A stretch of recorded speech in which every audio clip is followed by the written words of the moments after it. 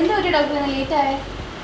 അങ്കിളിനെ ഹൈപ്പോകലീമിയ ആയിരുന്നു. ഹൈപ്പോകലീമിയ അതെന്താ സംഭവം? പൊട്ടാസ്യം നമ്മുടെ ശരീരത്തിൽ കുറയുന്നതിനാണ് അല്ല ഡോക്ടർ ഹൈപ്പോകലീമിയ എന്ന് പറയുന്നത്? അതെ, ഹൈപ്പോകലീമിയ എന്ന് പറയുന്നത് നമ്മുടെ ബോഡിയിലുള്ള സോഡിയം പൊട്ടാസ്യം എന്ന് പറയത്തില്ല, അതിൻ്റെ അകത്ത് പൊട്ടാസ്യം ലെവൽ കുറഞ്ഞു പോകുന്നതിനാണ് നമ്മൾ ഹൈപ്പോകലീമിയ എന്ന് പറയുന്നത്. അതിപ്പോൾ ഇത് കുറയുന്ന എങ്ങനെ അറിയാൻ പറ്റുന്നത്?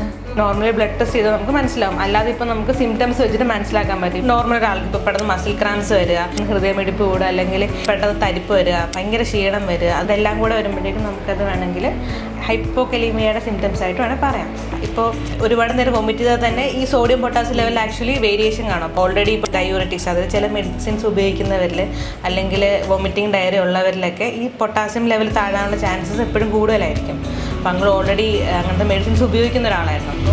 അപ്പോൾ നമുക്കത് പൊട്ടാസ്യം മെയിൻറ്റെയിൻ ചെയ്ത് പോകാൻ അപ്പോൾ എന്താ ചെയ്യേണ്ടത്? നമ്മൾ ആക്ച്വലി ഡേ ടു ഡേ ഉപയോഗിക്കുന്ന ഒരുപാട് ഫുഡിൽ ഈ സോഡിയം പൊട്ടാസ്യം ലെവൽ മെയിൻറ്റെയിൻ ചെയ്യുന്ന ഫുഡ്സ് ഉണ്ട്. പൊട്ടാസ്യം ലെവൽ കറക്റ്റ് ആയി വേണ്ടി നമുക്ക് ഉരുളക്കിഴങ്ങ് കഴിക്കാൻ പറ്റും. പക്ഷേ നമുക്ക് ഒരിക്കലും ഷുഗർ പേഷ്യൻറ്റിന് നമുക്ക് ഒരിക്കലും ഉരുളക്കിഴങ്ങ് സജസ്റ്റ് ചെയ്യാൻ പറ്റില്ല. അപ്പോൾ അങ്ങനത്തെ ആൾക്കാർക്ക് നമ്മൾ മധുരക്കിഴങ്ങ് കൊടുക്കണം. അതുപോലെ തന്നെ നമ്മളിപ്പോൾ ഫിഷ് കഴിക്കുക, ചെറിയ ചെറിയ മീനില്ലേ, ചെറിയ മീനുകളിലുണ്ട് തൈര് കുടിക്കുക, പിന്നെ നമ്മളുടെ കരിക്കിൻ്റെ വെള്ളം കുടിക്കുക, ഏത്തപ്പഴമില്ലേ, ഏത്തപ്പഴം നല്ലതാണ്. അപ്പോൾ അവക്കാഡോ, അതുപോലെ ഒരുപാട് ഫ്രൂട്ട്സുകളിൽ സോഡിയം പൊട്ടാസ്യം ലെവൽ മെയിൻറ്റെയിൻ ചെയ്യാനുള്ള അയോൺസ് ഉണ്ട്. ഓക്കെ. അപ്പോൾ നമ്മൾ പൊട്ടാസ്യം കൂടിക്കഴിഞ്ഞാൽ നമുക്ക് തിരിച്ചറിയാവുന്ന എന്തൊക്കെയാണ്? അത് നമുക്ക് അടുത്ത വീഡിയോയിൽ പറയാം.